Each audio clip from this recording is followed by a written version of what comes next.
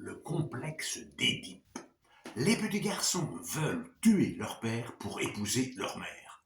Selon Sigmund Freud, le roi de Thèbes n'avait pas d'enfant. Il consulte l'oracle qui lui dit « Tu auras un garçon qui va te tuer et il épousera sa mère. » À la naissance de l'enfant, le roi épouvanté l'abandonne dans la montagne.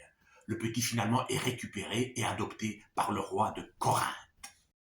À l'âge adulte, des rumeurs se répandent. Il ne serait pas le fils du roi. Donc, à son tour, il va consulter l'oracle pour tirer l'affaire au clair. Mais l'oracle lui dit la même chose.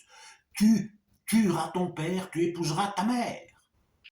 Voulant échapper à un tel destin horrible, il quitte Corinthe. Dans un détroit, un char conduit par un homme lui bloque le passage. Celui-ci ne veut pas reculer, ne veut pas lui céder le passage. Mais Édipe, c'est un nerveux, et une banale querelle d'automobilistes se termine en homicide.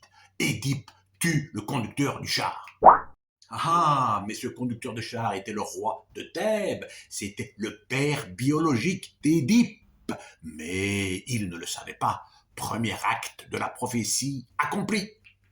Dans la région, le Sphinx tyrannisait la population.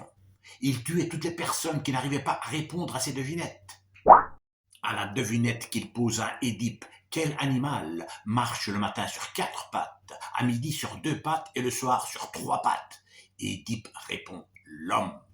Quand il est bébé, il marche à 4 pattes, à midi, quand il est adulte, il marche sur ses 2 pieds, et le soir, quand il est un vieillard, il marche sur 3 pattes, ses 2 pieds et sa canne.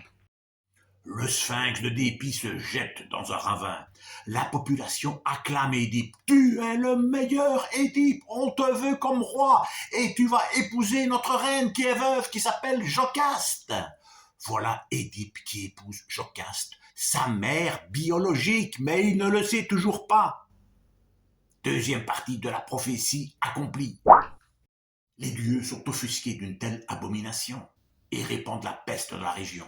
Édipe doit trouver le coupable. Après enquête, il se rend compte que c'est lui le coupable. Il a tué son père, il a épousé sa mère dont il a eu 4 enfants, 2 garçons et 2 filles. Quel malheur! Il se crève alors les yeux. Sa femme, qui est aussi sa mère, Jocaste, se pend et il terminera ses jours comme un SDF au bras de Sorphie Andromaque. Allez, Sigmund, couchez sa bête.